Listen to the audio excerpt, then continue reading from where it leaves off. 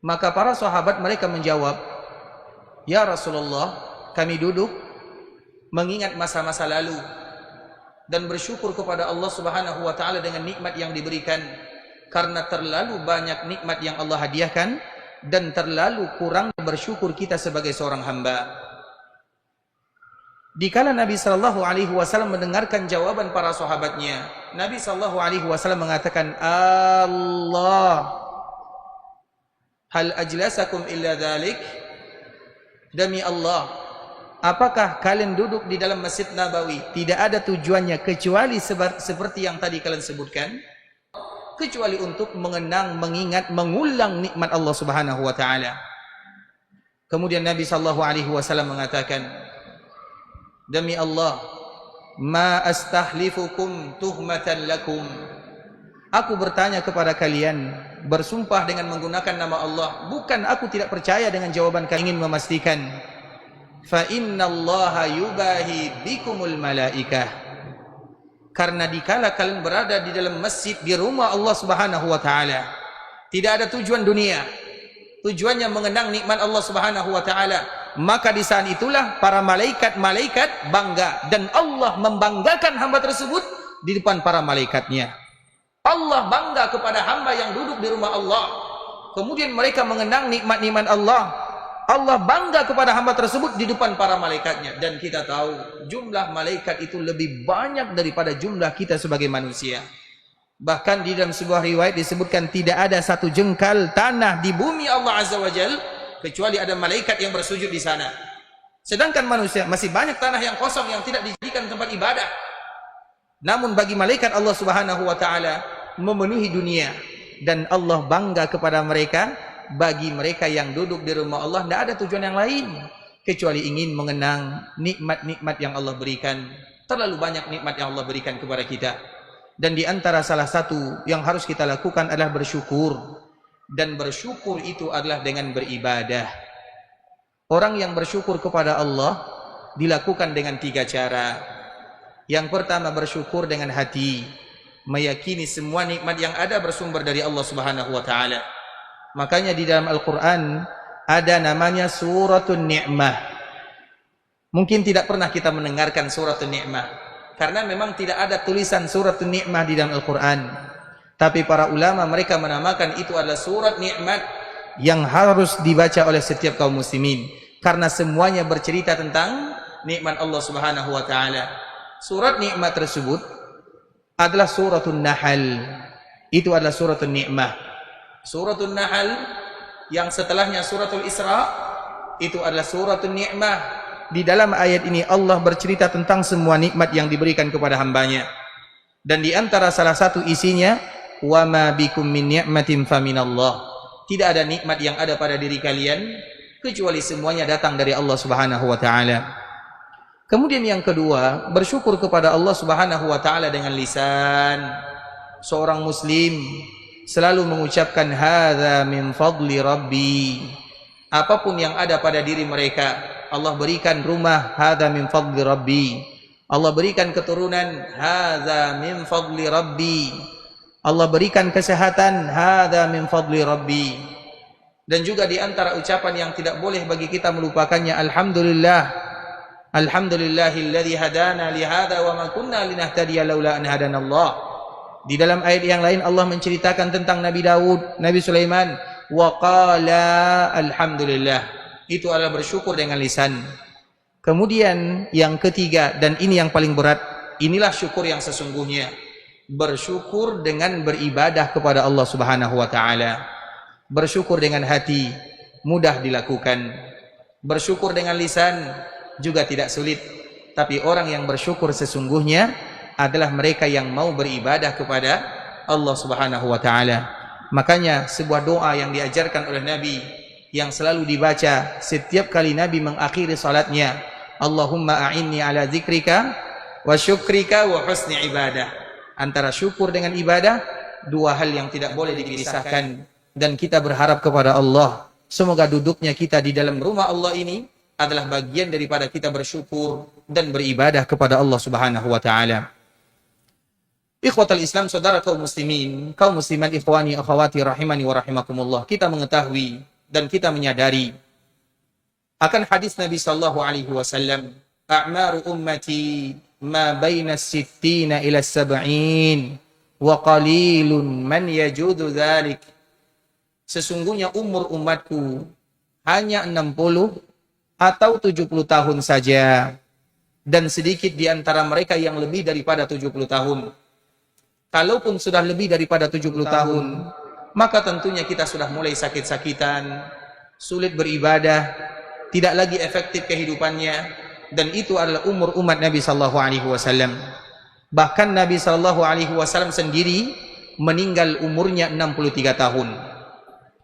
Ikhwatul Islam, saudara kaum muslimin, ketika Nabi sallallahu alaihi wasallam meninggal, maka itu merupakan di antara momen musibah yang luar biasa bagi umat manusia, terkhusus umat Rasulullah sallallahu alaihi wasallam. Nabi sallallahu alaihi wasallam dikala beliau hendak meninggal, ada sebuah ungkapan yang diucapkan oleh Nabi sallallahu alaihi wasallam. Nabi menyebutkan, la ilaha illallah, inna lil mauti sakarat. Tiada ilah yang berhak disembah kecuali Allah. Sesungguhnya setiap kematian ada yang namanya sakarat. Sakarat itu, ikhwatul Islam, mudah bagi orang yang beriman, sulit bagi mereka yang ingkar kepada Allah Subhanahu wa taala. Dan sakarat itu artinya adalah ketidaksadaran ketika seseorang akan dicabut nyawanya oleh Allah Subhanahu wa taala.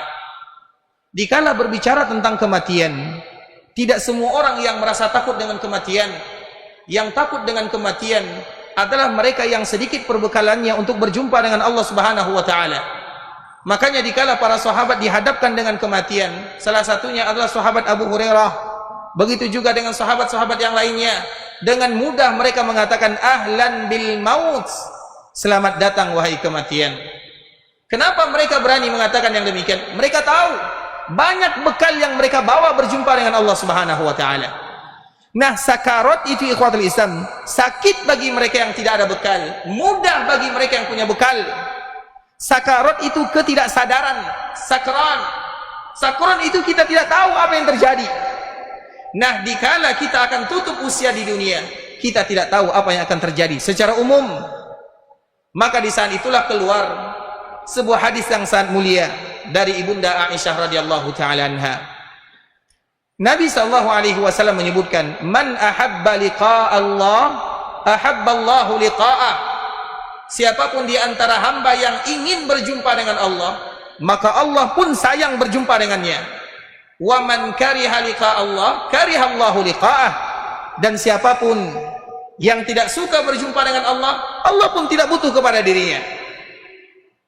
Hadis ini, ikhwatul Islam, dikala disebutkan oleh Nabi sallallahu alaihi wasallam, maka ibunda Aisyah bertanya, ya Rasulullah, siapa di antara kita yang senang dengan kematian? Tidak ada yang senang dengan kematian, semua kita takut.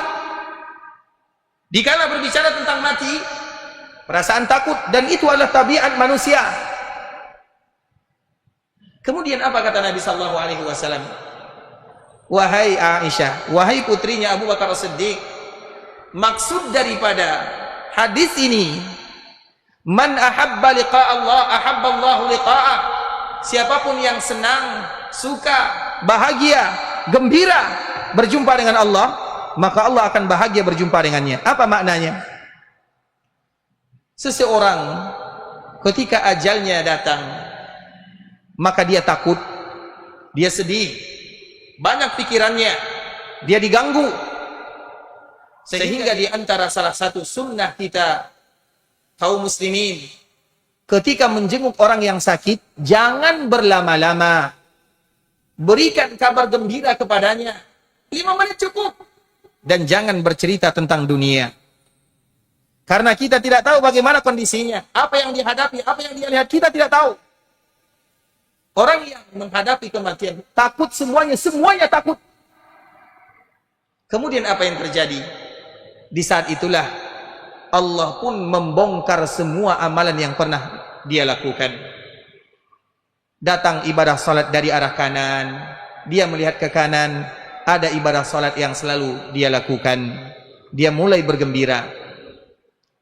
Kemudian ibadah puasa yang dia lakukan datang dari arah kiri, dia pun mulai bahagia. datang ibadah zakat, datang baktinya kepada orang tua, datang perbuatan baiknya kepada tetangga, datang semua kebaikan-kebaikan yang pernah dia lakukan. Kebaikan itu ikhwatul Islam sekarang mungkin sulit kita melihatnya, tapi dia akan datang di akhir kehidupan kita. Di saat kebaikan-kebaikan yang pernah dia lakukan selama ini datang menemani dirinya, maka dia mulai berbahagia. Dikala dia berbahagia, maka di saat itulah datang malaikat mencabut nyawanya, dan dia bahagia bertemu dengan Allah dalam keadaan bahagia, karena amalan-amalan yang dia lakukan selama ini datang menemani dirinya untuk berjumpa dengan Allah Subhanahu wa taala. Makanya beramal sekarang, salat yang kita lakukan, mana hasilnya? Belum. Nanti ini ada tabungan. Zakat yang kita berikan, mana hasilnya? Tunggu dulu, nanti dikala kita ingin berjumpa dengan Allah Subhanahu wa taala. Makanya itulah disebutkan oleh ibunda kita Aisyah, man ahabba liqa Allah, siapa yang suka. Kapan datang rasa suka tersebut? Ketika amalan kita datang. Dan amalan tersebut bukan sembarangan amalan, amalan yang diterima oleh Allah Subhanahu wa taala. Sedangkan yang tidak diterima tidak akan datang. Maka dari situlah ada sebuah hadis yang sangat luar biasa dibawakan oleh Imam An-Nawawi rahimahullahu taala. Inna ahadakum la ya'malu bi'amali ahli al-jannah hatta ma yakunu bainahu wa bainahu illa dhira' fayasbiqu alaihi al-kitab fay'amalu bi'amali ahli an-nar fayadkhuluha. Ada sebahagian kalian yang selalu beramal dengan amalan penduduk surga. Salat, puasa, zakat, berbuat baik, melakukan kebaikan, semua amalan-amalan penduduk surga dia lakukan semuanya. Hatta ma yakunu bainahu wa bainahu illa dhira' bainahu wa bainaha illa dhira'. Jarak dia dengan surga tinggal satu hasta. Satu langkah masuk surga. Fayasbiqu alaihi alkitab. Tiba-tiba rahasianya dibongkar. Maka di akhir kehidupannya, fayamalu bi amali ahli nar, dia pun berubah. Yang tadinya rajin salat mulai malas, yang tadinya rajin sedekah tidak mau, yang tadi suka membantu menjadi bakhil. Kenapa demikian? Ternyata amalan yang selama ini dia lakukan bukan untuk Allah Subhanahu wa taala. Di situ akan dibongkar oleh Allah Subhanahu wa taala. Makanya pertemuan sebelumnya kita selalu memberikan motivasi. Di antara bentuk amalan diterima oleh Allah Subhanahu wa taala adalah amalan yang kita berusaha untuk menyembunyikannya dari pandangan dan pendengaran manusia. Maka jadikanlah khabi'ah antara kita dengan Allah Subhanahu wa taala. Setiap kita harus ada khabi'ah. Dan Nabi sallallahu alaihi wasallam menyebutkan, siapapun di antara kalian yang bisa menyembunyikan amalannya, khabi'ah namanya, maka lakukanlah.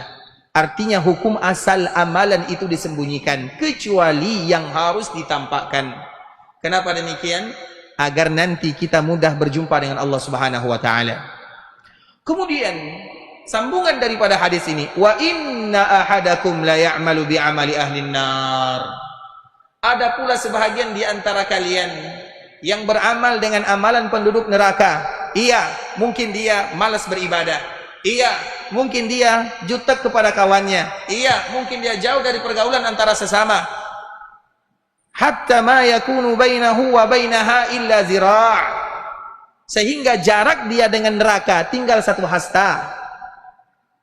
Fayasbiqu alaihi alkitab. Tiba-tiba Allah membongkar rahasianya. Fayamalu bi'amali ahli jannah fayadkhuluha.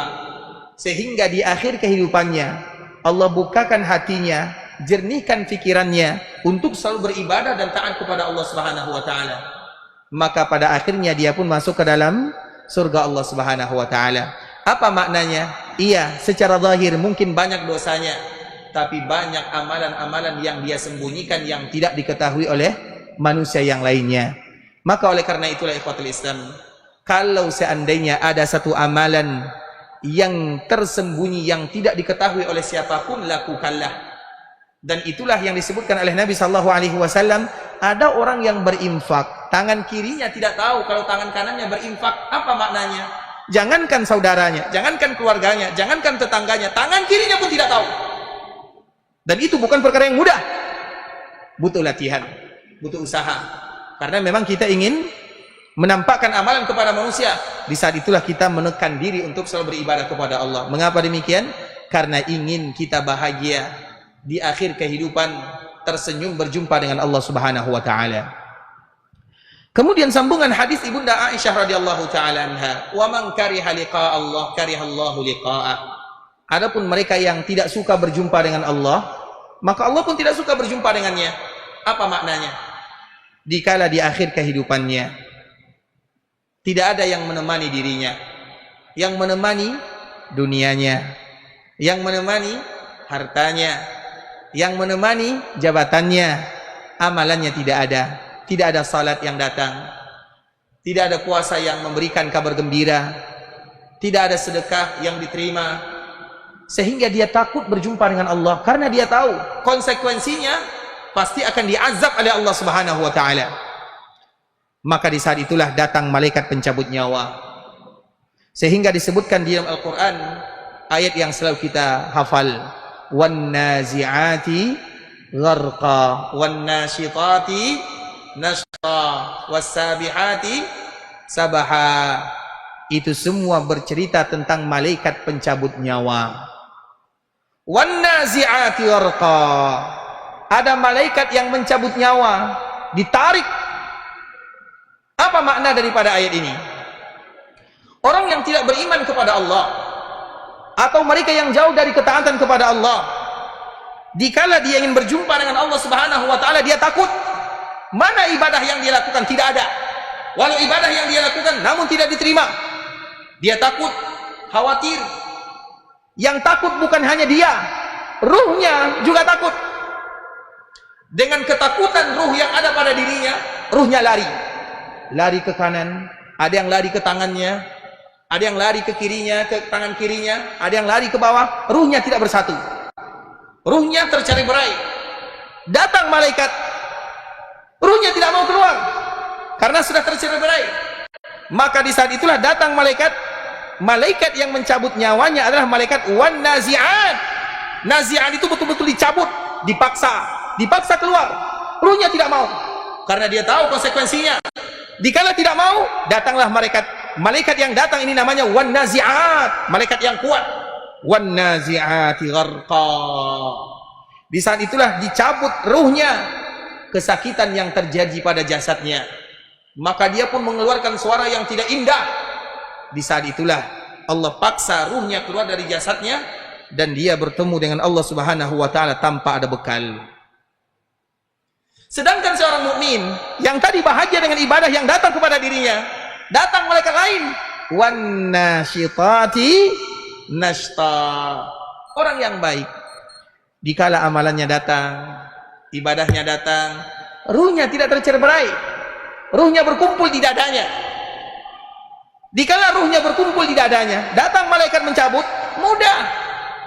Sehingga seorang mukmin, dikala mereka dicabut nyawanya, ibarat air yang dituangkan ke gelas, mudah sekali. Maka disebut dengan wan nasyitati nashta.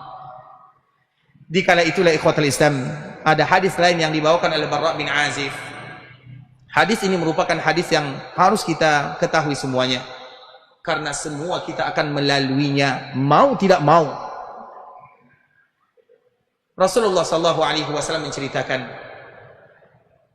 adapun seorang yang beriman kepada Allah, datang amalan-amalan yang mereka lakukan, datang malaikat yang wan nasyitati nashta.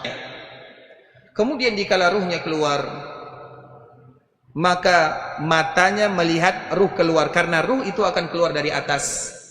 Sehingga di antara salah satu sunnah Nabi SAW, kalau ada yang meninggal maka tutup matanya, karena mata akan mengikuti kemana ruh akan keluar, mengikuti ruhnya. Maka dikala dia mengikuti ruhnya, matanya akan melihat ke atas, maka dianjurkan bagi kita untuk menutupnya. Dikala roh ini keluar, datang malaikat yang membawa kain kafan yang berasal dari surga. Dibawa ruhnya, naik dari bumi naik ke langit, maka akan keluar wangi yang begitu indah sehingga semua penduduk langit bertanya-tanya, wangi ini berasal dari mana? Maka akan disebutkan, itulah fulan bin fulan, fulan yang selalu melakukan kebaikan, fulan yang banyak amalan tersembunyi, fulan yang seperti ini. Disebutkan fulan bin fulan, namanya yang terbaik. Kemudian masuk ke langit pertama, minta izin, semuanya mengizinkan. Masuk ke langit kedua, minta izin, semuanya mengizinkan, sampai ke langit ketujuh, dan sampai bertemu dengan Allah Subhanahu wa ta'ala. Ketika bertemu dengan Allah Subhanahu wa ta'ala, Allah pun mengatakan, tuliskan hambaku di sebuah tempat yang namanya Illiyin, di tempat yang tertinggi. Kemudian kembalikan ruhnya ke jasadnya, karena dari tanah kami ciptakan mereka, dan kepada tanah kami akan mengembalikan.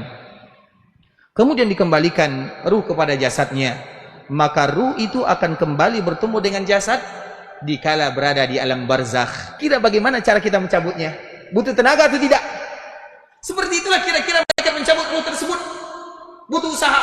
Ditarik, dia tidak mau, ditarik, tidak mau. Kemudian langsung diambil kain kafan yang berasal dari neraka. Keluar bau busuk yang semua orang tidak tahan menciumnya, yaitu penduduk langit. Semua mereka bertanya-tanya, bau busuk ini dari mana? Bau yang mengganggu mereka penduduk langit. Kemudian dibawa. Penduduk langit tidak menerimanya. Kami tidak izinkan dia lewat. Maka Allah mengatakan, kembalikan dia. Kemudian dikembalikan kepada jasadnya. Kemudian dikala dikembalikan kepada jasadnya, maka itulah malam pertama untuk dirinya di alam barzakh. Adalah hadis yang mengingatkan kepada kita bersama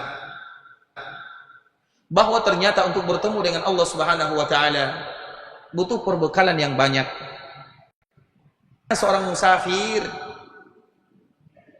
kita ini hanya sekedar lewat.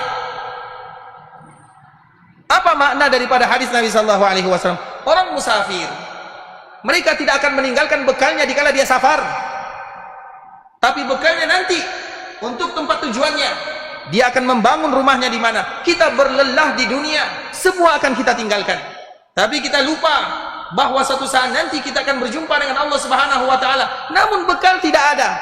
Maka barzakh adalah alam di mana itu merupakan antara dunia dan akhirat, disebut dengan barzakh. Barzakh itu artinya pemisah. Barzakh bisa jadi surga. Sebelum kita menceritakan tentang alam barzakh, ikhwatul Islam, ada di antara salah satu kalimat yang diajarkan oleh Nabi sallallahu alaihi wasallam, Allahumma ahsin wa ajirna min khizyid dunya wa azabil akhirah. Ini merupakan di antara kalimat yang diajarkan oleh Rasulullah sallallahu alaihi wasallam. Ada dua kalimat. Kalimat yang pertama telah kita sebutkan pertemuan sebelumnya. Allahumma ahina muslimin. Apa sambungannya? Yang dulu. Baru 3 hari kan? 2 minggu, kami salah. Baru 2 minggu kan? Allahumma ahina. Apa sambungannya? Allahumma ahina muslimin wa tawaffana muslimin wa alhiqna bis salihin. Sambungannya ghaira khazaya wala maftunin. Fitnah yang paling berat itu ada 2. Kalau kita masuk, tidak akan bisa keluar untuk selama-lamanya. Yang pertama, fitnah perkuburan. Yang kedua, fitnah dajjal. Kalau masuk, tidak akan keluar untuk selama-lamanya. Makanya dari situlah Nabi sallallahu alaihi wasallam mengajarkan kepada kaum muslimin, setiap kali mereka mengakhiri salatnya untuk berlindung dari 2 fitnah ini. Fitnah hidup, fitnah kematian, fitnah perkuburan, fitnah azab kubur, fitnah dajjal. Itu adalah fitnah yang luar biasa. Tapi ada 2 fitnah yang tidak akan bisa kita kabur darinya. Kalau sudah masuk, tidak bisa keluar. Fitnah perkuburan dan fitnah Masihud Dajjal. Sehingga ini kita selalu bermohon kepada Allah Subhanahu wa ta'ala dari fitnah ini. Bagaimana caranya? Yang pertama, Allahumma ahyina muslimin wa tawaffana muslimin wa alhiqna bis salihin ghaira khazaya walam, wafatkan kami dalam keadaan Islam, kumpulkan kami bersama orang-orang yang saleh tanpa engkau hinakan dan tanpa engkau berikan fitnah. Fitnah kematian sebagaimana tadi yang kita sebutkan itu sulit sekali ikhwatul Islam. Kita akan wafat dalam keadaan kebiasaan yang kita lakukan dalam kehidupan dunia. Sehingga Imam Ibnu Katsir rahimahullahu taala menjelaskan, man 'asha 'ala syai'in mata 'alaihi wa man mata 'ala syai'in bu'itsa 'alaihi. Siapa yang biasa hidup dalam suatu keadaan, dia akan wafat dalam keadaan tersebut. Dan siapa yang wafat dalam suatu keadaan, dia pun akan dibangkitkan dalam keadaan tersebut. Maka orang yang terbiasa baca Quran wafat dalam keadaan baca Quran. Orang yang biasa bersedekah wafat dalam keadaan bersedekah. Orang yang wafat dalam keadaan berzikir wafat dalam keadaan berzikir. Dan itu adalah rahasia yang Allah bongkar untuk dirinya dikala akhirnya, dikala kehidupannya selesai. Dulu pernah kami di sebuah daerah atau di Jeddah ikhwatul Islam, ada salah seorang, ya orang-orang yang sudah tua, umurnya 60 tahun ke atas, dan biasa dia selalu hadir di shaf pertama, kemudian baca Quran. Makanya kalau kita lihat, biasanya masjid-masjid yang ada kan, jadi mereka butuh sandaran. Jadi gimana nih Ustaz? Dibikin sandaran masjid Islamik nih. Sepertama itu biasanya dibikin sandaran karena untuk mudah agar seronok mereka duduk di dalam masjid sambil baca Quran. Yang dibutuhkan di dalam masjid itu sandaran, dan itu tidak menjadi masalah. Daripada bersandar di dinding, lebih bagus bersandar di saf pertama. Di depannya itu harus ada Qurannya. Bagi kita mengambilnya.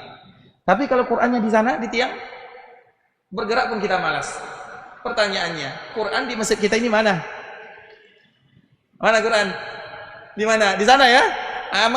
Itulah karena kenapa kita sulit baca Quran. Di depan mata, di depan tangan, ambil, baca. Supaya nanti kita terbiasa. Nah orang ini, dia selalu melakukan yang demikian. Duduk pertama sambil duduk, bersandar. Makanya bagi kita yang pernah ke masjid-masjid yang ada di, untuk memudahkan kita berlama-lama duduk di saf pertama. Di depannya pasti ada mushaf, ada apa Pak? Ini bahasa mana nih? Bahasa Bangkinang ya? Bahasa Acu. Baik. Biasanya ada kursinya yang pendek, ada yang kursinya tinggi. Semua dibikin semudah mungkin, tinggal mengambilnya. Karena itu sangat penting. Kemudian ikhwatul Islam, orang ini melakukan yang demikian, itu kebiasaannya. Dia baca Quran sambil bersandar baca Quran. Dan dikala dia baca Quran sambil mengantuk, dia berbaring. Ternyata dikala dia berbaring, dia dipanggil oleh. Itu yang kita inginkan, bukan yang lain. Itu merupakan cita-cita kaum muslimin, agar kita wafat dalam keadaan beribadah kepada Allah Subhanahu wa taala. Dan semoga semua kita wafat dalam keadaan beribadah. Itu yang kita inginkan, ada yang lain. Maka di antara salah satu yang kita inginkan, Allahumma ahina muslimin wa tawaffana muslimin wa alhiqna bis salihin ghaira khazaya wala maftunin. Kita berlindung kepada Allah agar kita tidak mendapatkan fitnah dikala dicabut nyawa kita oleh malaikat-malaikat Allah Subhanahu wa taala. Banyak juga yang lain ikhwatul Islam. Kami selalu menyampaikan, mungkin beberapa tahun yang silam ya, sebuah kitab yang sangat indah, kitab dengan tulisan bahasa kita, detik-detik menjelang ajal. Semua yang ada di dalam kitab ini kisah-kisah bagaimana orang diwafatkan oleh Allah Subhanahu wa taala. Dikembalikan kepada kaidah yang disebutkan oleh Imam Ibnu Katsir, man 'asha 'ala syai'in mata 'alaihi. Dan itu diambil dari hadis Nabi. Siapa yang hidup dalam suatu keadaan, dia pun akan wafat dalam keadaan tersebut. Di dalam kitab ini banyak cerita, ada orang yang wafat dalam keadaan bersedekah, wafat dalam keadaan baca Quran, wafat dalam keadaan beribadah, wafat dalam keadaan menolong sesama, wafat dalam keadaan berbakti kepada orang tua. Ada pula orang yang wafat dalam keadaan kegiatannya. Pernah ada salah satu kisah yang disebutkan dalam kitab ini ya. Nanti bisa dicari, di internet juga bisa dicari. Detik-detik menjelang ajal. Orang apa? Domino, sataranji. Ada domino, ada sataranji. Sataranji itu yang ada hitam putih. Apa namanya? Sataranji bahasa Arabnya. Bahasa kitanya apa? Catur. Ingat, yang suka main catur, jauhi. Masih ada di sini? Ada? Di sini tidak ada ya. Alhamdulillah, tidak ada yang ngaku. Taib. Sataranji itu jauhi. Karena Ali bin Abi Thalib menyebutkan tidak boleh. Sataranji namanya. Nah, sataranji itu biasanya apa? Biasa yang keluar dari lisannya. Ster itu kan? Ster itu yang biasa keluar dari lisannya. Kemudian dikala dia wafat, datang kawan-kawannya mentalkinkan kalimat la ilaha illallah. Wahai fulan, ucapkan kalimat la ilaha illallah. Maka dia pun mengucapkan apa yang biasa dia ucapkan. Dia pun mati setelahnya. Mati setelah mengucapkan Mau kita seperti itu? Tidak ada di antara kita yang mau ikhwatul Islam. Maka di saat itulah di antara salah satu wafana muslimin wal hikna bis salihin ghaira khazan. Allahumma ahsin aqibatana. Ya Allah, perbaikilah akhir kehidupan kami. Itu artinya ahsin aqibatana. Ya Allah, kami sadar kami adalah orang yang banyak dosa. Kami ini banyak kami tahu kami adalah orang yang banyak kesalahan. Kami tahu terlalu banyak maksiat yang kami sembunyikan. Kami tahu kami ini adalah orang yang penuh dengan dosa dan kesalahan. Tapi walau demikian, kami berharap kepadamu ya Allah, ahsin aqibatana. Perbaiki akhir daripada kehidupan kami. Kita ini terlalu banyak kesalahan. Salah kepada orang tua, salah kepada tetangga, salah kepada saudara, salah kepada saudari, salah kepada istri, salah kepada anak. Semua kesalahan, semuanya. Sudah masuk waktu? Baik, kita sambung setelah Isya atau setelah azan, Ustaz? Setelah Isya kata Ustaz ya. Semoga setelah ini semua masih muqaddimah ya, seperti biasa ya. Intinya nanti alam barzakhnya nanti setelah ini. Barakallahu fikum wa jazakumullahu khairan.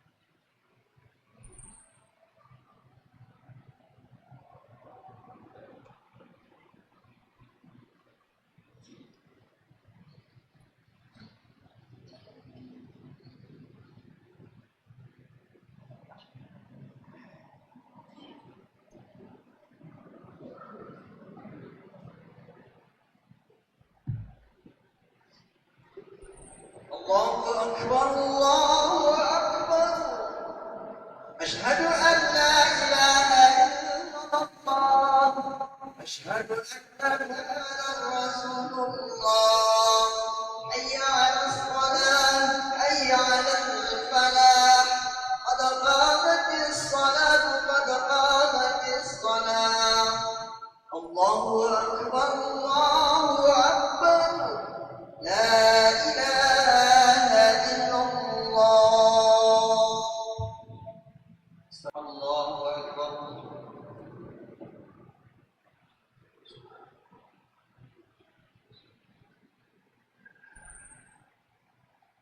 بسم الله الرحمن الرحيم الحمد لله رب العالمين الرحمن الرحيم مالك يوم الدين إياك نعبد وإياك نستعين اهدنا الصراط المستقيم صراط الذين أنعمت عليهم غير المغضوب عليهم ولا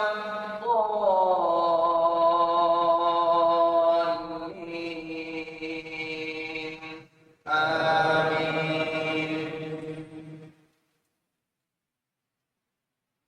إن الله وملائكته يصلون على النبي يا أيها الذين آمنوا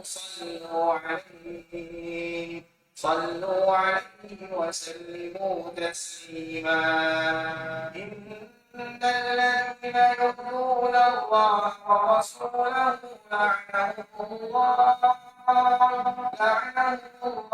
في الدنيا والآخرة وأعد لهم عذابا مهينا والذين يؤذون المؤمنين والمؤمنات بغير ما اكتسبوا فقد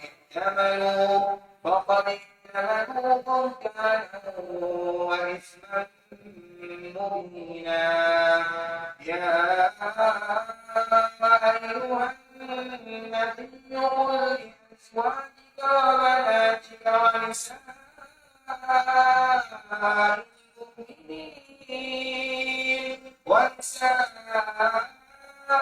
المؤمنين يدنين عليهن من جلابيبهن ذلك أدنى أن يعرفن فلا يؤذين وكان الله غفورا رحيما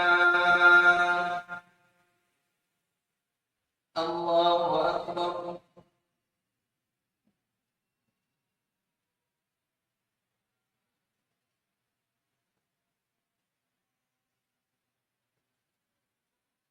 سمع الله لمن حمده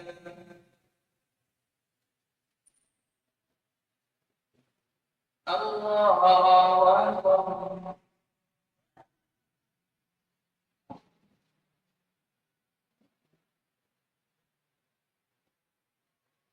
الله أكبر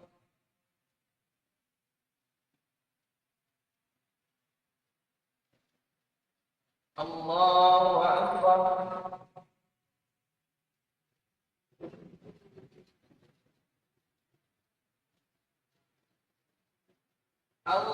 الله أكبر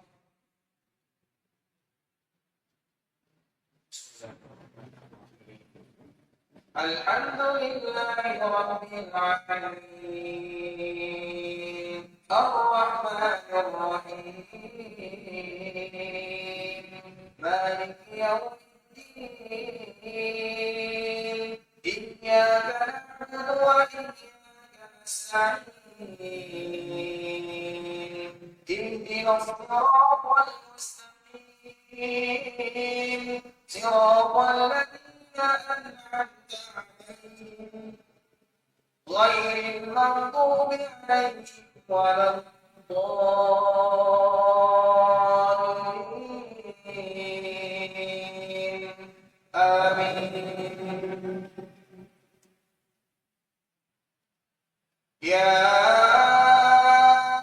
أيها النبي قل لأزواجك وبناتك ونساء المؤمنين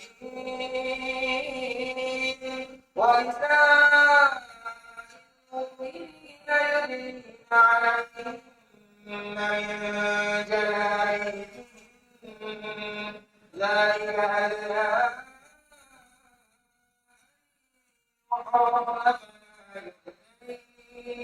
وكان الله غفورا رحيما. لئن لم ينته المنافقون والذين في قلوبهم مرض والمرجفون في المدينة لنغرينك بهم ثم لا يجاورونك فيها إلا قليلا ملعونين أينما ثقفوا أخذوا وقتلوا تقتيلا. سنة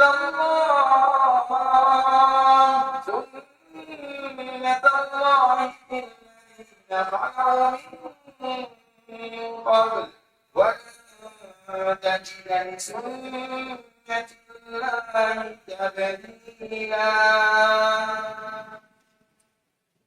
الله أكبر.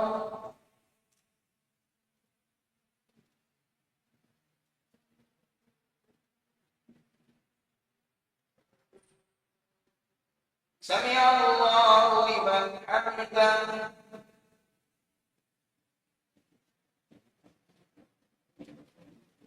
الله أكبر.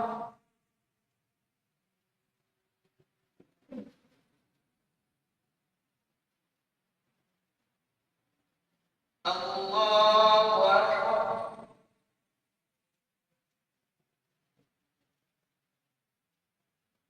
الله أكبر.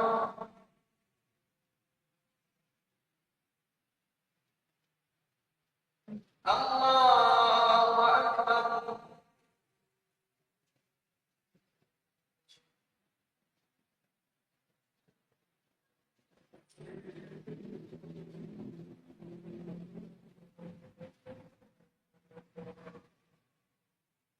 الله أكبر.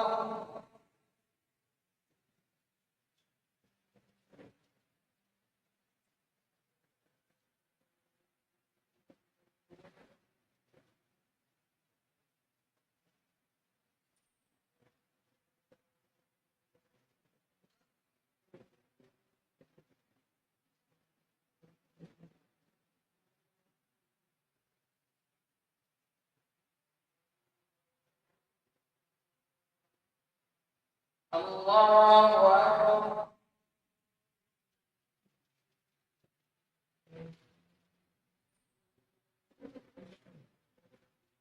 سمع الله لمن حمده.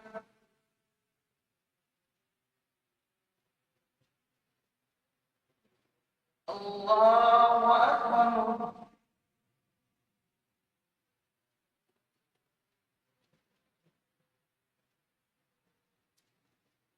الله أكبر.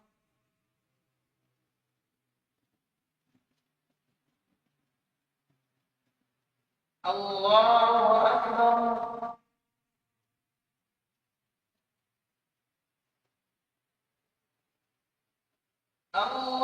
الله أكبر.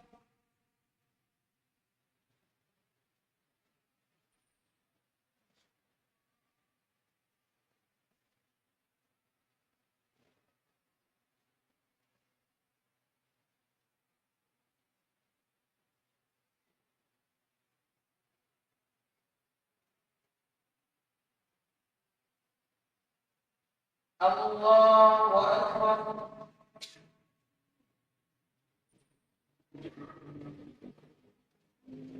سمع الله لمن حمده.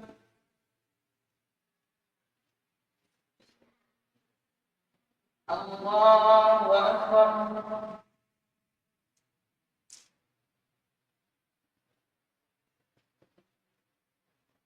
Allahu Akbar.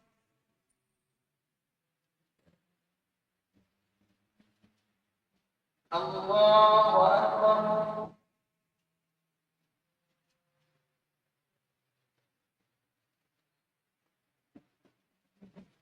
Allahu Akbar.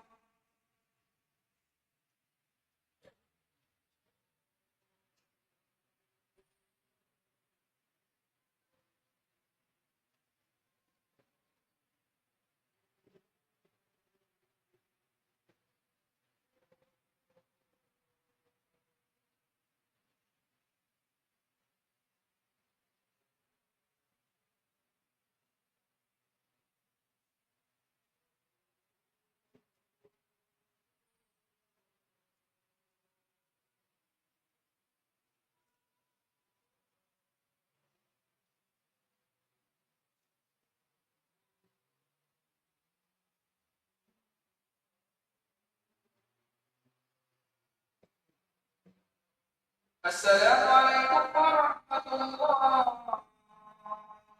Assalamualaikum warahmatullah.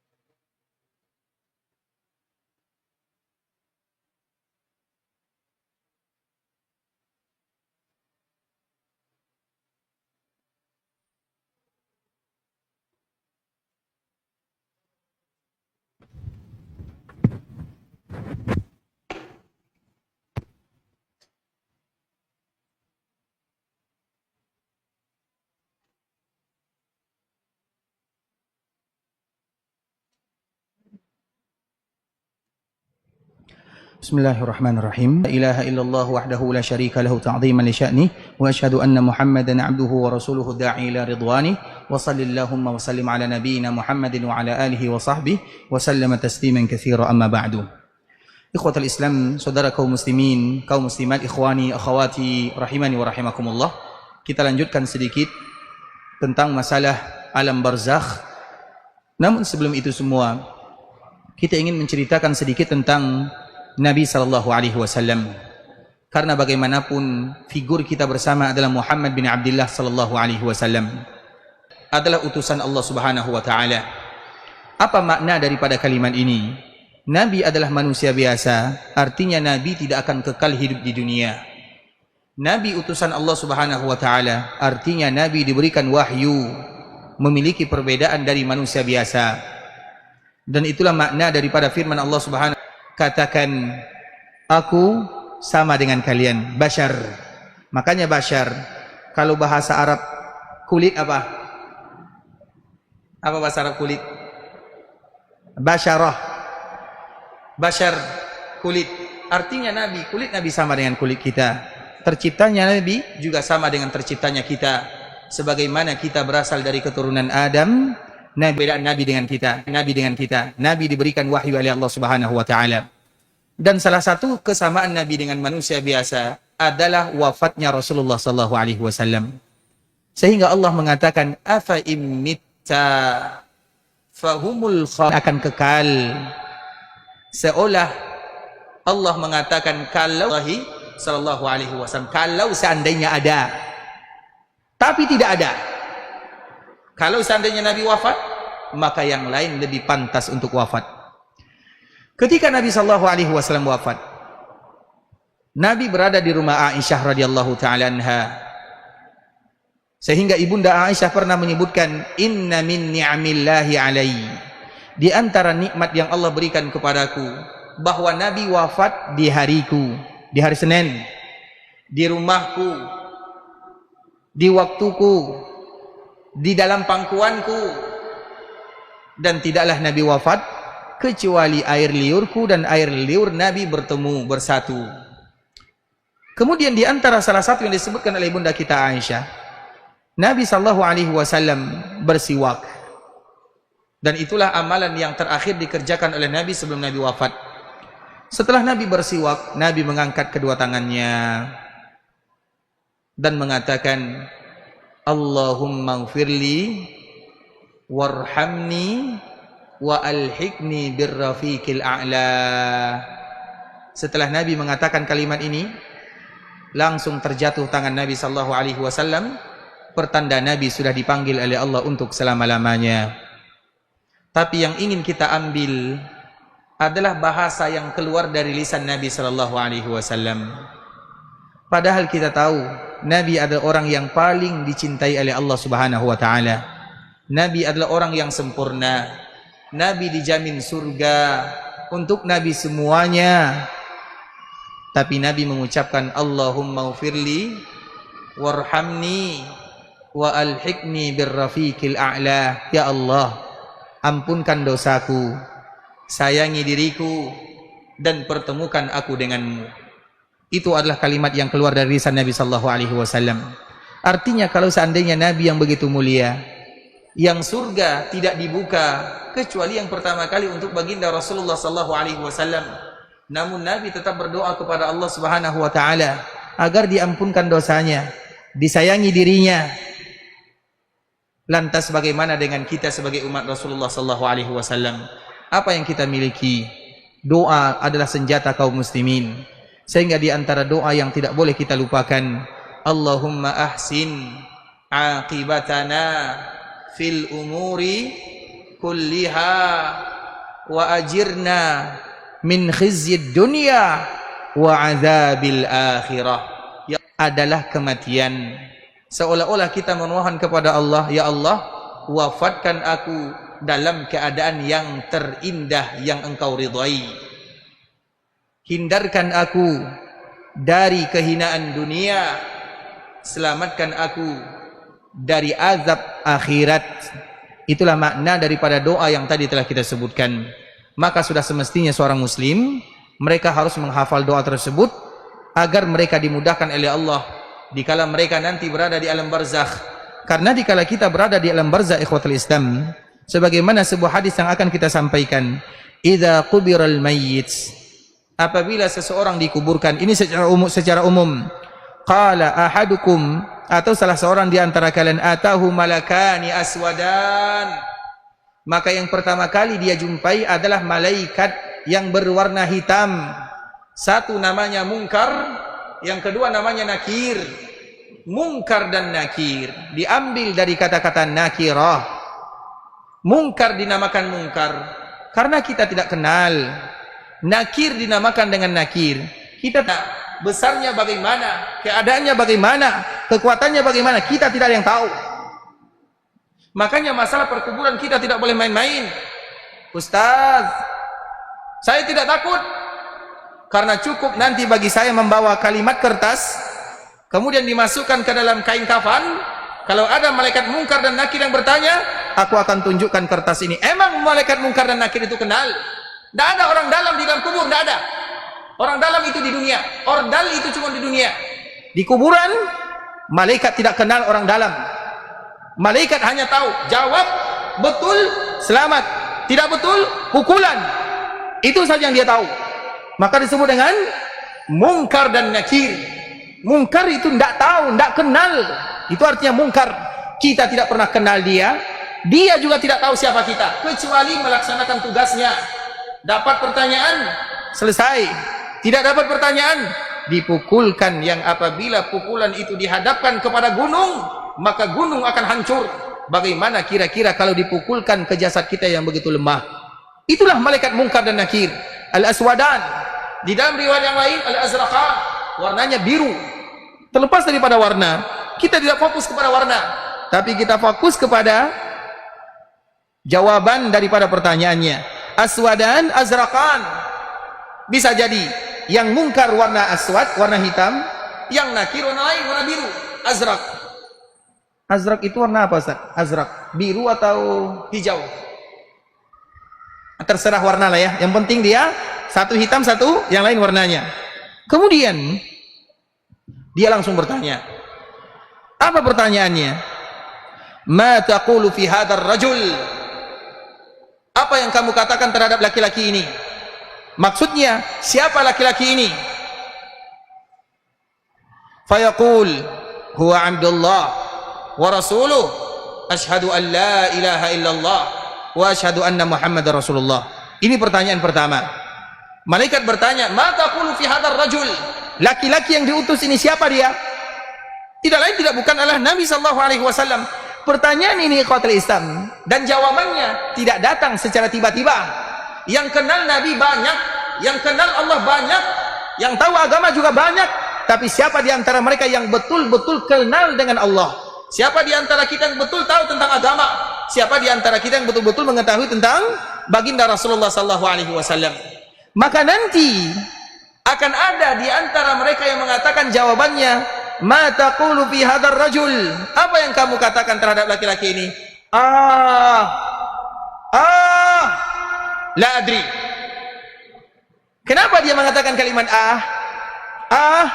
saya tidak tahu, ujung-ujungnya tidak tahu. Orang seperti ini adalah orang yang ingin menjawab dulu seolah-olah saya tahu, namun saya tidak mau tahu. Dan itu kebanyakannya adalah kaum muslimin. Banyak di antara orang yang kenal dengan Allah, man rabbuka Allah. Tapi siapa di antara kita yang tahu tentang Allah, kekuasaan Allah, keagungan Allah, nama-nama Allah, sifat-sifat Allah? Siapa yang kenal dengan Allah Azza wa Jalla? Semua kita beragama Islam, alhamdulillah. Tapi siapa yang betul-betul kenal dengan Islam? Maka nanti dikala ditanya, jawaban dia ingin mengeluarkan kata-kata, dulu saya tahu, tapi tidak bisa terucap dari lisannya, ditutup ujung lisan.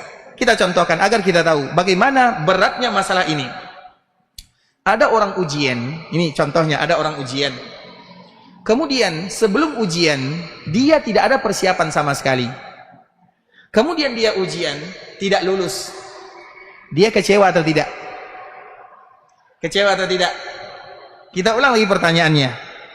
Ada orang ujian dan dia tidak belajar. Dia tahu dia akan ujian, dia tidak belajar. Dia kecewa atau tidak? Kecewa iya pasti. Tapi dia tahu dia tidak akan lulus karena dia tidak belajar. Ada orang ujian, misalnya anggaplah ini ujian, dibaca lewat seperti itu saja. 1, 2, 3. Kemudian pas ujian, dikala dia ingin menjawab pertanyaannya, dia mengatakan seolah-olah aku tahu jawabannya, tapi kira-kira apa ya? Karena dia hanya sekedar lewat saja. Yang kecewa, yang paling kecewa, yang pertama atau yang kedua? Yang pertama atau yang kedua? Itulah. Kita kenal dengan Allah, tapi kita tidak tahu. Kita kenal dengan agama, tapi kita tidak tahu. Jauh dari agama. Tidak mau belajar. Kita tahu tentang Nabi, namanya Muhammad, tapi kita tidak mau tahu tentang Nabi sallallahu alaihi wasallam. Karena dulu ada kesempatan untuk mengetahui, tapi hanya sekedar lewat begitu saja. Sehingga dikala ditanya di perkumpulan kalimat itu ada makna. Itu seolah-olah dia, saya tahu dulu, saya pernah tahu dulu. Malaikat tidak mau tahu. Mungkar dan nakir, kalau tidak tahu, langsung dipukul kepada orang tersebut. Kemudian ikhwatul Islam, ketika dia menjawab, "Ma taqulu fi hadzal rajul?" Maka orang yang beriman mengatakan, "Huwa Abdullah wa rasuluh, asyhadu an la ilaha illallah wa asyhadu anna Muhammadar Rasulullah." Apa kata malaikat ini? "Qad kunna na'lam annaka taqulu hadza." Kami tahu kamu akan berhasil menjawabnya. "Tsumma yufsahu lahu fi qabrihi 70 zira'an fi 70." Maka perkuburan akan diperluas 70 kali 70 hasta. 70 hasta itu kurang lebih 35 meter lah. Itu luas atau tidak? Rumah kita saja tidak sampai seluas itu ya. Artinya itu baru pertama kali, ini mukaddimahnya. Kemudian summa yunawwarulah. Kemudian perkuburannya pun akan diterangi. Kemudian setelahnya datang sahabatnya. Sahabat ini dalam bentuk yang sangat indah, mendatangkan wangi yang sangat mulia. Maka dia pun bertanya, kamu siapa? Dia pun mengatakan, ana amaluk, saya ini adalah amalan kamu. Jadi amalan kita itu akan bisa berwujud nanti di akhir kehidupan, nanti di alam barzakh, nanti di timbangan. Tiga ini kita akan menyaksikan amalan kita itu yang mana. Di dunia kita tidak tahu amalan kita. Salat kita mana? Salat kita tidak ada. Salat selesai, pahalanya mana tidak tahu. Salat yang kita lakukan itu mana? Di akhir kehidupan ada.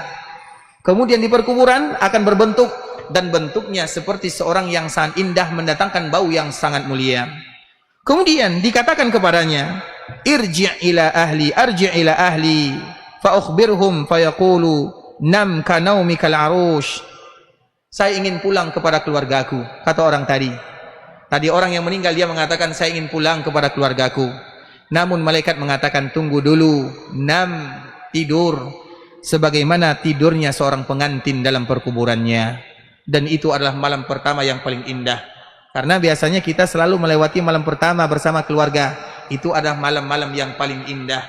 Dan itu pun akan kembali terulang dikala kita berada di alam barzakh. 6. Tidurlah kanaumatil arush. Pengantin kalau tidur, bangun-bangunnya marah atau tersenyum? Senyum saja hidupnya. Dah begitulah orang yang nanti berada di perkuburannya. Kemudian apa yang terjadi? Wa in kana munafiqa, kalau seandainya orang itu adalah orang munafik atau orang fasik atau orang yang keluar daripada ketaatan kepada Allah Subhanahu wa taala, maka dia pun ditanya dengan pertanyaan yang sama. Apa jawabannya? Sami'tun nasa yaqulun faqultu mislahu la adri. Dulu seolah-olah aku tahu jawabannya. Siapa ini? Aku tahu tapi tidak tahu. Tahu tapi tidak tahu. Tahu agama Islam tapi tidak tahu. Tahu Nabi tapi tidak tahu. Tahu Allah tapi tidak tahu. Dulu aku tahu. Aku sering mendengarkan, kata dia. Kemudian fayaqulan, malaikat yang tadi berwarna hitam dan berwarna biru, mereka mengatakan qad kunna na'lam, kami sudah tahu kamu akan mengatakan seperti itu. Fayuqalu lil ard, maka dikatakan kepada bumi, wahai bumi, i'talimi alai, sempitkan dia. Fatal ta'im alaihi fatakhtalifu fiha adla'uhu, maka bumi pun disempitkan. Dikala bumi disempitkan, maka patah tulang belulangnya. Fala yazalu fiha mu'azziban hatta yab'atsuhumullah, dan dia akan senantiasa diperlakukan demikian sampai nanti dibangkitkan oleh Allah Subhanahu wa taala. Maka di antara fitnah perkuburan yang pertama kali adalah himpitan, dan semua manusia akan mengalaminya. Bahkan Nabi sallallahu alaihi wasallam mengatakan, kalau ada di antara kalian yang selamat dari himpitan kubur, maka yang selamat itu adalah Sa'ad bin Mu'adz. Sa'ad bin Mu'adz, ada Sa'ad bin Mu'adz, ada Sa'ad bin Ubadah. Sa'ad bin Mu'adz atau Sa'ad bin Ubadah, dua orang sahabat pemimpin dari penduduk Madinah. Dikala meninggal, apa yang terjadi? Arasy Allah bergetar, saking cintanya Allah kepada dirinya. Meninggal sebagai seorang syuhada. Kemudian apa kata Nabi? Kalau ada di antara kalian yang selamat, maka yang selamat adalah Sa'ad. Artinya tidak ada yang selamat. Semua akan dihimpit oleh perkuburan. Lantas apa perbedaannya seorang mukmin dengan orang munafik? Kalau seorang mukmin dikala dihimpit oleh perkuburan, itu hanya ujian pertama. Kemudian setelahnya akan diperluaskan untuknya perkuburannya. Itu di antara makna yang disebutkan oleh para ulama. Di antara makna yang lain, seorang mukmin dikala dihimpit dengan perkuburan, seolah-olah ia ibarat orang yang sedang didekap oleh ayah dan ibunya. Ibu kita dikala kita dipeluk oleh ibu, semakin enak semakin tidak enak. Semakin kita merasakan kehangatan, kita merasakan kecintaan. Begitu juga dengan bumi. Jadi orang yang dihimpit oleh bumi semuanya tanpa terkecuali. Hanya saja seorang mukmin ibarat seorang yang dipeluk oleh ibunya, merasakan kehangatan, merasakan kenyamanan. Sedangkan orang yang tidak mukmin, maka tulang belulangnya akan masuk ke satu dengan yang lainnya. Artinya patah tulang belulangnya, menusuk dagingnya, habis dia diazab oleh Allah di sana, hatta yab'atsuhullah, sampai nanti dia dibangkitkan oleh Allah Subhanahu wa taala di akhirat. Maka dari situlah ikhwatul Islam, fitnah perkuburan, fitnah yang kita tidak bisa lari darinya. Sehingga Utsman bin Affan dikatakan kepadanya, "Ya Utsman, tabki min hadha?" Apakah engkau menangis dengan perkuburan? Karena Utsman dikala diceritakan kepadanya tentang perkuburan, ini perkuburan, begini bentuknya, ini malaikatnya, ini pertanyaannya, tabki min hadha? Engkau menangis dikala diceritakan tentang perkuburan? Maka Utsman mengatakan, ajal, iya, aku menangis. Innal qabra awwalu manzilin min manazilil akhirah. Karena perkuburan adalah awal kita melangkah menuju jenjang akhirat. Fa in najah, kalau kita selamat, yang setelahnya akan lebih mudah. Tapi kalau seandainya kita gagal, maka kita akan mendapatkan kesulitan yang begitu rumit setelahnya. Maka di antara salah satu yang melunakkan hati kita adalah dengan berziarah ke perkuburan. Mau tidak mau, tinggal menunggu antrian. Kita ini sedang antri, semua kita akan masuk, tinggal menunggu antri. Giliran siapa yang pertama, giliran yang kedua, yang ketiga kita tidak tahu. Dan di antara salah satu yang harus kita persiapkan adalah bagaimana kita berbekal, dan tidak ada bekal yang paling mulia kecuali ketaatan kepada Allah Subhanahu wa taala. Dan di antara salah satunya kita bermohon, berharap, meminta kepada Allah agar kita ditutup usianya dalam keadaan husnul khatimah. Dan salah satu doanya, Allahumma ahsin aqibatana fil umuri kulliha wa ajirna min khizyid dunya wa azabil akhirah. Sudah hafal doanya? Sudah hafal? Baik, kita baca dulu sama-sama ya. Allahumma ahsin aqibatana fil umuri kulliha. Allahumma ahsin aqibatana fil umuri kulliha. Sudah hafal? Kayaknya seperti orang belum makan ya. Memang belum makan ya. Agak loyo sedikit ya, Taib. Allahumma ahsin aqibatana fil umuri kulliha. Allahumma ahsin aqibatana fil umuri kulliha. Wa ajirna min khizyid dunya. Wa ajirna min khizyid dunya wa azabil akhirah. Wa azabil akhirah. Ada yang sudah hafal? Ada yang sudah hafal? Ada? Silakan Pak. Silakan ke sini ya. Masya Allah, barakallahu fiik.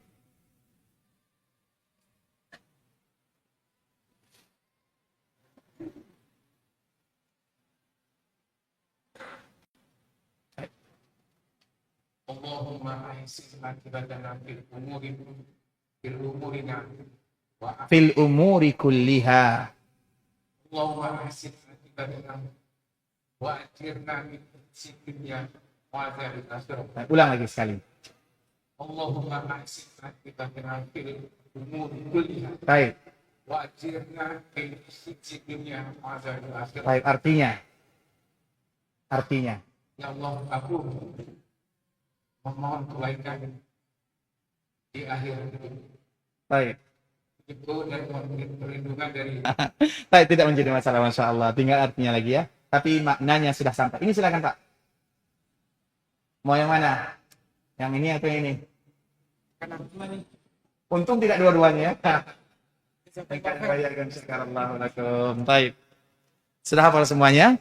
Allahumma ahsin aqibatana. Ya Allah, perbaiki akhir daripada cerita kami di dunia. Karena bagaimanapun suatu saat nanti kita akan tutup usia, tutup lembaran, tutup buku, dan kita menginginkan agar tutup buku kita yang terbaik. Maka kita bermohon kepada Allah, Allahumma ahsin, perbaiki. Allahumma ahsin aqibatana fil umuri kulliha wa ajirna min khizyid dunya.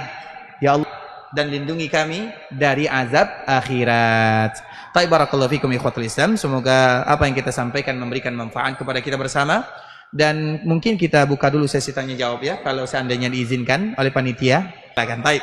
Kalau ada yang ingin bertanya, dipersilakan. Silakan, Pak.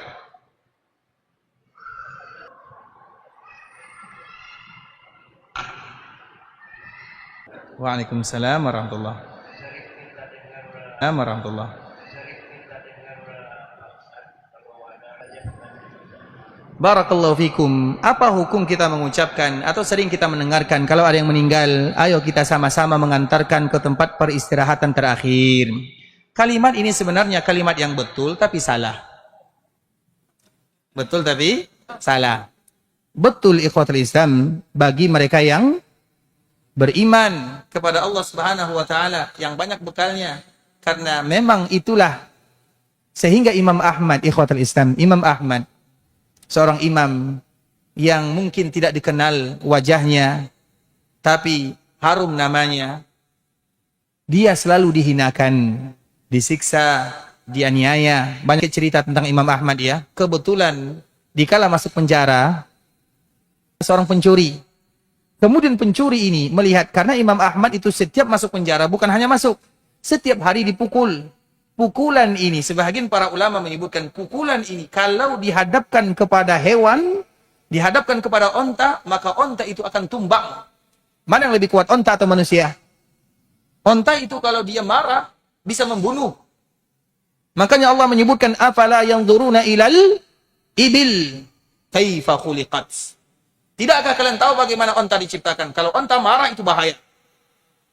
Artinya onta itu kuat.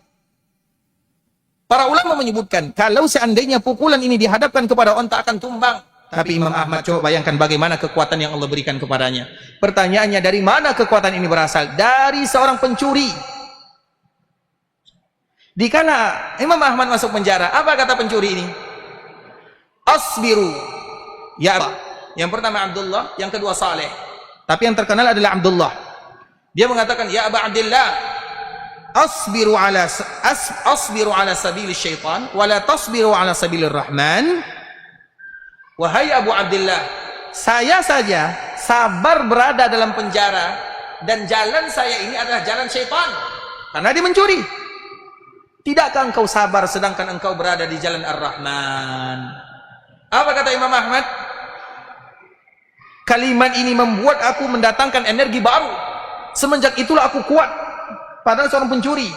Makanya nasihat jangan pernah dianggap remeh dari siapapun. Kadang-kadang ada kata-kata hikmah, kadang dari orang yang mungkin kita anggap tidak baik. Itu tidak boleh diremehkan. Makanya Imam Ahmad mengambil pendapat atau mengambil kekuatan dari kalimat ini.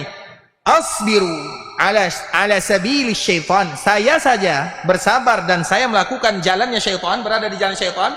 Dan engkau tidakkah sabar dan engkau berada di jalan Ar-Rahman? Maka di saat itulah Imam Ahmad menjadi kuat. Nah, kemudian Imam Ahmad mengatakan kepada orang-orang yang menganiaya antara kita dengan kalian, nanti dikala kita sudah meninggal, hari jenazah, Imam Ahmad pun meninggal. Kira-kira berapa yang mensalatkan dirinya? Banyak ikhwatul Islam. Ada yang menyebutkan 500.000, ada yang mengatakan 1 juta orang. Bayangkan 1 juta. Kabupaten Kampar ini penuh dengan orang 1 juta. Coba bayangkan, atau 500.000. Bainana wa bainakumul jazais. Kenapa? Dan yang dia lakukan istirahat namanya. Istirahat kita itu dikala kita mendapatkan nikmat. Sehingga kalimat yang tadi disebutkan, kita antarkan dia ke peristirahatan terakhir. Betul atau salah? Sebagian orang salah bagi mereka yang mungkin jauh dari Allah, yang mungkin karena perkuburan itu sebagaimana tadi disebutkan oleh Utsman bin Affan, itu adalah awal langkah menuju akhirat. Kalau selamat berarti aman, istirahat. Tapi kalau tidak selamat, maka itu adalah awal malapetaka. Semoga Allah melindungi kita dari fitnah perkuburan. Barakallahu fikum. Silakan, Pak.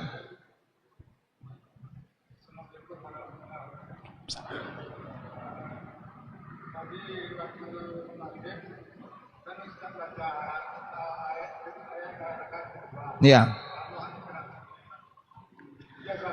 Wa iyyakum barakallahu fikum. Kami mohon maaf ya. Tadi maghrib kita membaca ayat kedua, dan yang salah bukan imam, yang salah di belakang imam. Karena mereka tidak menyebutkan, karena imam salah, tapi mereka tidak memperbaiki imam salah. Jadi yang salah siapa? Yang di belakang imam kan, bukan imam kan? Salihati sayaj'alu lahumur rahmanu wudda. Sesungguhnya orang-orang yang beriman dan beramal saleh, akan kami datangkan, kami tanamkan di dalam hatinya kasih sayang.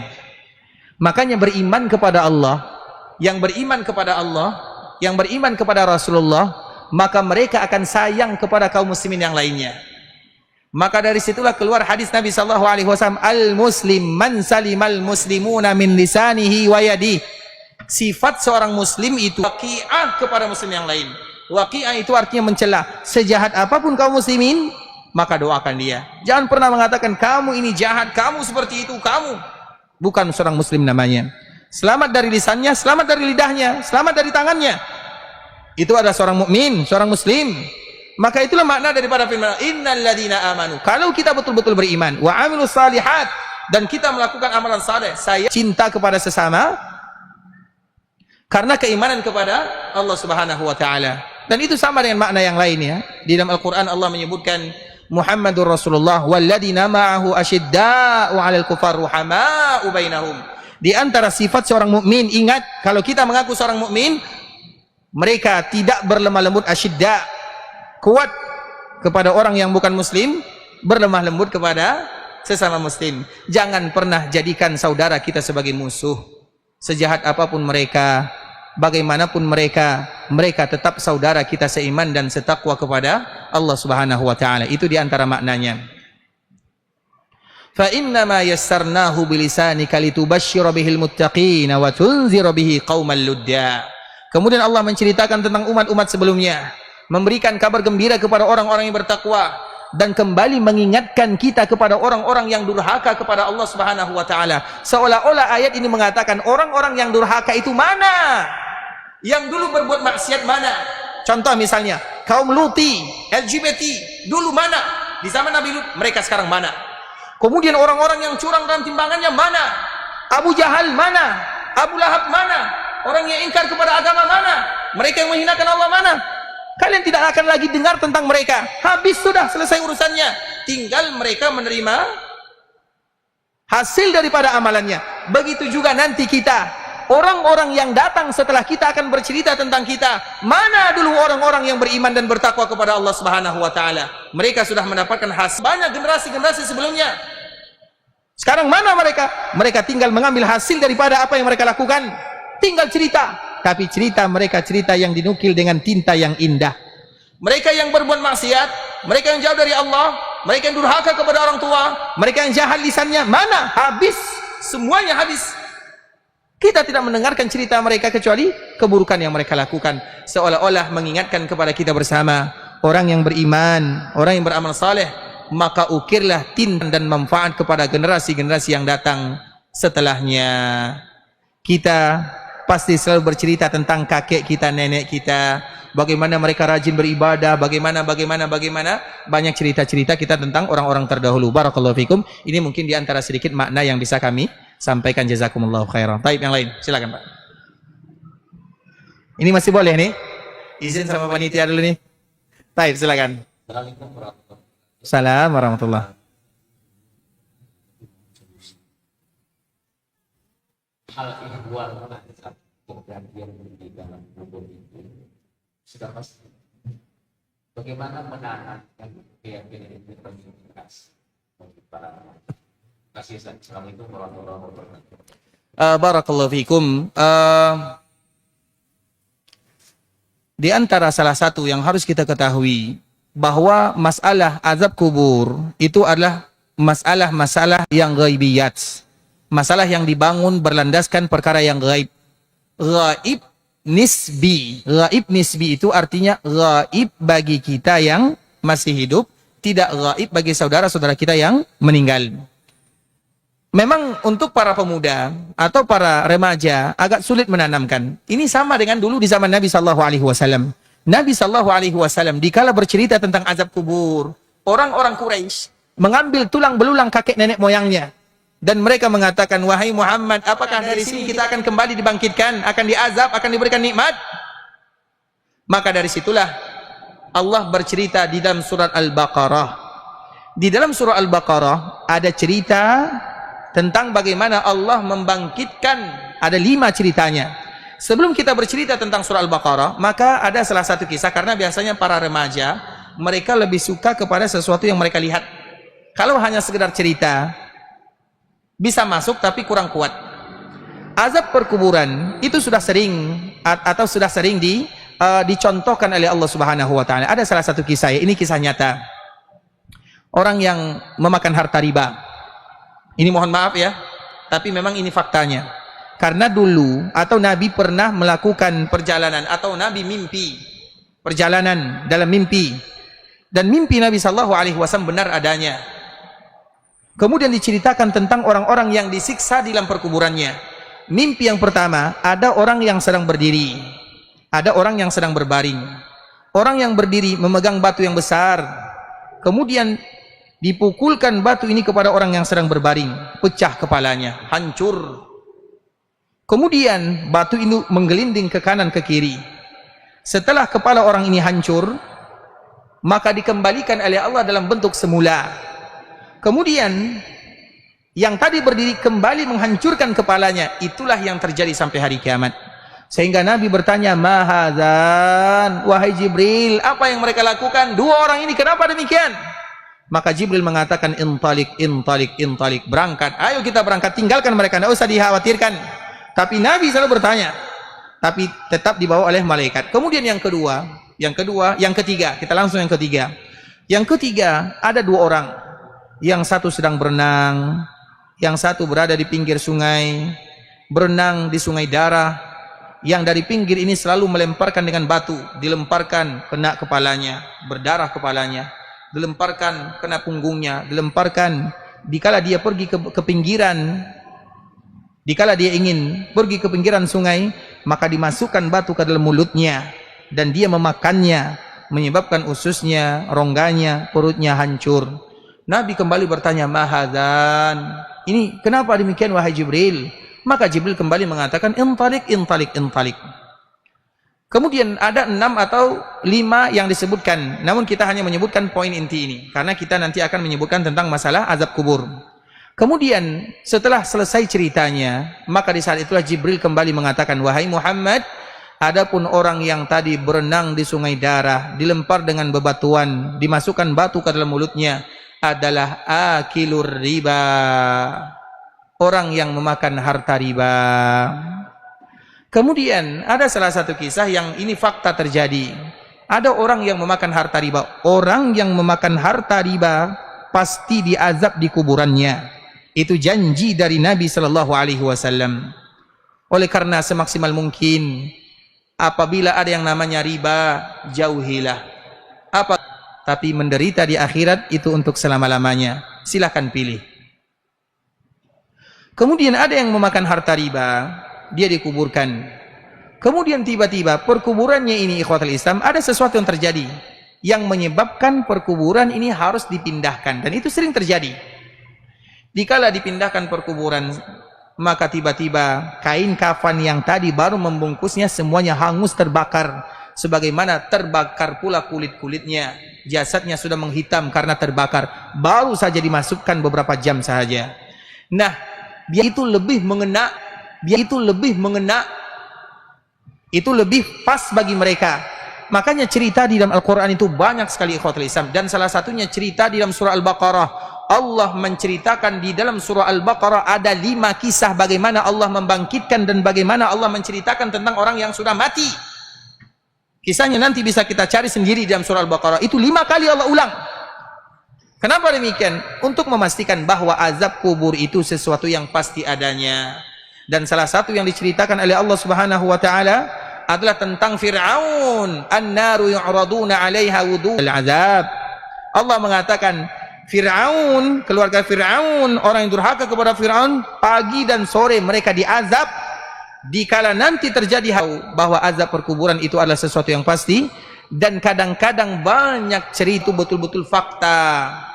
Sedangkan orang ini mereka saling desak-desakan, saling berseteru. Jabir anaknya mengatakan, "Wahai ayahanda, saya yang ikut perang, kamu di rumah." Jabir bin Abdullah yang pertama kali meninggal dikala terjadi perang Uhud adalah Abdullah, ayahnya Jabir. Kemudian setelah orang-orang yang ada di Uhud meninggal, mereka dikuburkan di sana. Dikala dikuburkan 7 tahun setelahnya, kurang lebih 7 tahun, terjadi badai. Badai kalau terjadi, banjir kalau terjadi, tanahnya dari pasir, maka terbawa tanahnya. Kelihatan jasad-jasad mereka yang terkuburkan 7 tahun yang silam. Jabir mengatakan, ayahku yang dulu meninggal 7 tahun yang silam masih ada darah yang segar, masih tersenyum dikala dia meninggal. Itu adalah nikmat yang Allah berikan. Disaksikan. Cerita seperti inilah yang harus kita gambarkan kepada para pemuda, pemudi, remaja. Cerita-cerita yang fakta, begitu juga cerita-cerita yang ada di zaman. Yakin itu ada 3 tingkatannya. Ilmul yakin, kita yakin akan ada azab perkuburan. Hakul yakin, kita betul-betul hakul yakin, betul-betul yakin. Tinggal satu yang belum ada pada diri kita. Ainul yakin, yaitu bagaimana kita betul-betul menyaksikannya. Nah, kadang-kadang ada momen di mana Allah memperlihatkan azab kubur kepada kita agar kita betul-betul mendapatkan ainul yakin. Mungkin ini yang bisa kami paparkan, Pak, ya. Karena bagaimanapun pemuda mereka butuh sesuatu yang fakta, yang jelas, cerita. Itu akan membuat mereka semakin yakin terhadap perkuburan agar mereka selalu taat kepada Allah Subhanahu wa taala. Baik, yang bertanya silahkan tanya dulu kepada panitia. Kalau panitia membolehkan, iya. Kalau tidak, kita tutup. Karena sudah hampir jam 9 nih. Tanya dulu sama panitia. Boleh Pak Panitia? Boleh, kadang silakan.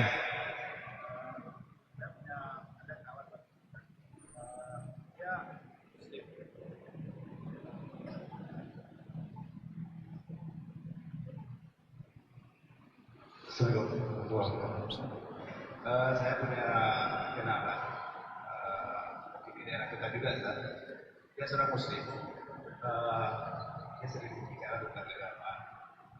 Dia tidak mentiadakan azab kubur. Apakah orang seperti ini, keyakinan seperti ini keluar daripada Islam? Ya, assalamualaikum. Barakallahu fikum. Orang yang mengatakan azab kubur itu tidak ada, itu bukan hanya sekarang saja, sudah dari zaman dahulu kala. Sebahagian kelompok yang mereka mengatakan azab kubur tidak ada adalah orang-orang Mu'tazilah. Apa alasannya? Allahu alam. Karena mereka hanya sekedar kalau kita bisa lihat maka berarti ada. Kalau tidak bisa lihat maka tidak ada. Itu konsepnya. Makanya pernah, ini cerita lagi ya. Kita malam ini karena sudah malam berarti cerita lebih cocoklah dengan kita. Abu Hanifah ini namanya adalah Nu'man bin Thabit. Ada orang yang ingkar-ingkarlah, dia tidak meyakini kecuali sesuatu yang ada.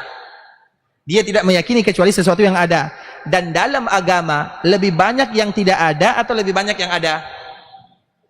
Dan yang ada itu ada 2. Ada ilmul wujud, ada ainul wujud. Ada yang ada dan ada yang tidak ada. Dia ada tapi tidak ada. Paham? Paham tidak paham? Lanjutkan saja. Karena ilmu ini ilmu lain ya. Ini ilmu mantik. Baik, ada yang ada ilmu, ada ainul wujud, adanya ada. Ada ilmu wujud, adanya tidak ada. Paham? Dia ada tapi tidak ada. Tak paham kan? Baik, kita lanjutkan. Dan di dalam agama lebih banyak yang tidak ada atau lebih banyak yang ada? Lebih banyak yang tidak ada, lebih banyak yang kita tidak tahu daripada yang kita tahu. Makanya disebut dengan rukun iman. Semuanya iman. Iman kepada Allah, iman kepada malaikat, iman kepada Rasul. Lebih banyak yang kita tidak tahu. Dan salah satunya iman yang tadi disebutkan. Maka Imam Abu Hanifah, ada salah seorang pemuda lagi ya. Dia tidak percaya, banyak yang tidak dia percaya. Tidak percaya akan qada dan qadar, tidak percaya akan keberadaan Allah, banyak yang tidak percaya. Maka Imam Abu Hanifah, ini Imam Abu Hanifah ya, bukan kita. Diambilnya kendi, tahu kendi? Yang terbuat dari apa kendi? Dari tanah liat kan? Diambilnya kendi, dipukulkan kepada pemuda tersebut. Sakit kepalanya. Kemudian dia marah, wahai imam, aku datang ke sini untuk bertanya. Tapi kamu memukul diriku. Karena kadang-kadang ada pertanyaan yang tidak boleh dijawab. Ada pertanyaan yang jawabannya adalah dipukul kepalanya. Tapi ini bukan untuk kita. Begitu juga dengan Umar. Ada salah seorang dulu namanya Subaik. Dia selalu bertanya. Apa jawaban Umar? Dipukul kepalanya sampai berdarah. Apa kata Subaik? Nafa'atni mau'izatu Umar. pukulan Umar memberikan manfaat kepadaku, hilang semua yang ada di kepalaku. Yang syubhat-syubhat yang tadi, tidak percaya ini, tidak percaya itu, hilang semuanya. Karena biasanya itu pertanyaan muncul dari syaitan. Kadang-kadang syaitan itu harus, kepala kita itu harus tapi bukan untuk dipraktekkan ya. Ini kisah. Begitu juga dengan Abu Hanifah. Jadi dipukulkan pemuda tersebut dengan kendi yang terbuat dari tanah liat, sakit. Maka Imam Abu Hanifah mengatakan, atau maka orang tersebut mengatakan, aku datang bertanya, tapi engkau malah memukul kepalaku. Apa kata Abu Hanifah? Saya sudah memberikan jawabannya. Mana jawabannya? Tidak ada. Itulah jawabannya. Maka Abu Hanifah bertanya, kamu merasakan sakit? Dia mengatakan, iya. Mana sakitnya? Saya tidak melihat mana sakit. Sakit bisa dilihat atau tidak? Maka setelah itu dia pun mulai sadar bahwa tidak semua, bahwa yang ada itu tidak semuanya bisa dilihat. Dan salah satunya adalah azab perkuburan. Orang yang tidak percaya akan azab kuburan, ada beberapa kemungkinan. Yang pertama, dia tidak tahu. Yang kedua, bisa jadi karena termakan syubhat. Banyak yang mengatakan tidak ada, sehingga dia termakan. Jadi kita tidak boleh mengatakan apakah dia kufur, apakah dia muslim, Allahu alam, kita tidak tahu. Tapi secara hukum asal beriman kepada hari akhir, karena itu adalah bagian daripada hari akhir, bagian daripada iman kepada yaumil akhir. Dan awal daripada yaumil akhir adalah azab perkuburan. Dia percaya, dia tidak percaya akan terjadi. Tapi kenapa dia tidak percaya, kita tidak tahu. Dia tidak percaya, itu salah. Apakah dia ingkar, keluar dari agama? Allahu alam, karena kita tidak tahu. Bahkan orang yang menentang Allah, kita tidak tahu kenapa dia menentang Allah. Bisa jadi karena syubhat yang ada di kepalanya, kita tidak tahu. Hukum itu, apalagi masalah mengeluarkan orang dalam agama, kita tidak boleh berbicara sembarangan di sana. Hanya saja kita berbaik sangka, bisa jadi ada syubhat yang ada di kepalanya. Obatnya berarti bukan saya yang jawab tuh Pak ya. Baik, silakan. Yang lain. Baik, ikhwatul Islam, saudara kaum muslimin, kaum muslimat, ikhwani akhwati, rahimani wa rahimakumullah. Tanpa terasa hampir jam 9 ya. Semoga apa yang kita sampaikan pada malam hari ini memberikan manfaat kepada kita bersama. Yang benar dari Allah Subhanahu wa taala, yang salah dari diri kami pribadi karena kurangnya ilmu kami, karena kebodohan kami, karena kejahilan kami, karena ketidaktahuan kami. Kami mohon dimaafkan kalau ada kata-kata salah, kalimat-kalimat yang kurang tepat, bahasa-bahasa yang kurang bagus, kami mohon dimaafkan. Dan kita berharap, meminta kepada Allah agar perkumpulan kita ini adalah penyebab dosa-dosa kita diampunkan oleh Allah Subhanahu wa taala, diberikan pahala, dimudahkan urusan kita, dan dimudahkan langkah kita masuk ke dalam surga Allah Subhanahu wa taala. Amin amin ya rabbal alamin. Kita tutup dengan doa kafaratul majlis. Subhanakallahumma bihamdika asyhadu an la ilaha illa anta astaghfiruka wa atubu ilaik. Wa sallallahu wa sallim ala nabiyyina wa habibina wa khalilina wa sayyidina Muhammadin wa ala alihi wa sahbihi wa sallam tasliman katsira. Assalamualaikum warahmatullahi wabarakatuh.